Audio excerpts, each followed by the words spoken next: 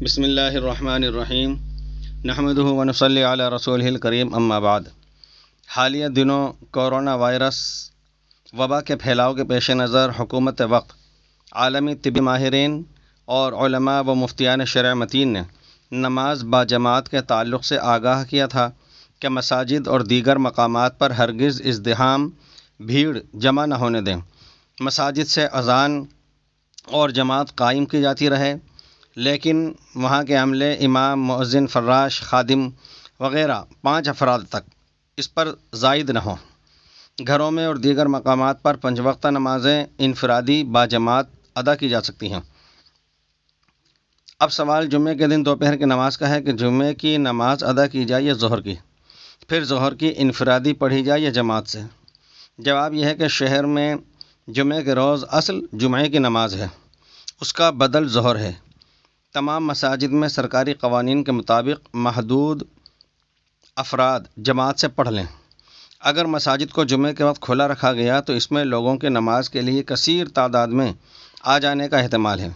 اس بنا پر انتظامی مصلحت کی وجہ سے اگر دروازہ بند رکھ دیا گیا تب بھی نماز جمعہ درست ہے، اس لیے کہ یہ رکاوٹ در حقیقت نماز سے نہیں بلکہ تحدید اور تعداد کو طبی اور قانونی طور پر ملحوظ رکھنے کے لیے ہے، اور شہر والے دیگر مساجد اور مکانات میں نماز جمعہ کی ادائیگی پر قادر ہیں، اس لیے کوئی حرج نہیں۔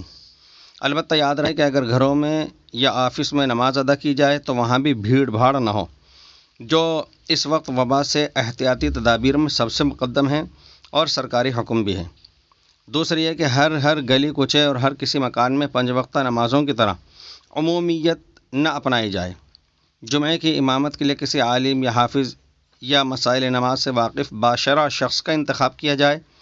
گزشتہ ہفتے اس عنوان پر تفصیلی فتویٰ مرتبہ مفتی اعظم مہاراشٹر مفتی عزیز الرحمان صاحب مقامی تصدیق کے ساتھ شائع کیا گیا تھا۔ اس درمیان بعض علماء کی مختلف رائے سامنے آئیں، جس سے بعض حضرات کو تشویش لاحق ہوئی تھی، اس لیے اس ہفتے دوسری بار یہ بات عرض کی جا رہی ہے۔ طوالت کی بنا پر حوالہ جات نہیں بیان کیے گئے۔ وہ گزشتہ فتویٰ نیز دارالفتہ دارالعلوم مورخہ 6 شعبان سن 41 ہجری اور دارالفتہ دارالعلوم زکریہ جنوبی افریقہ مورخہ 7 شعبان سن 41 ہجری مطابق 1 اپریل سن 2020 میں بھی مندرج ہیں۔